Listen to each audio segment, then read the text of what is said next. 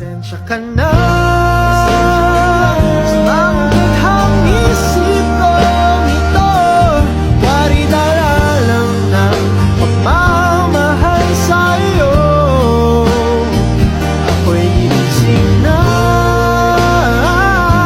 sa panaginip kong ito, at sa wakas ay kusang lalayo sa'yo.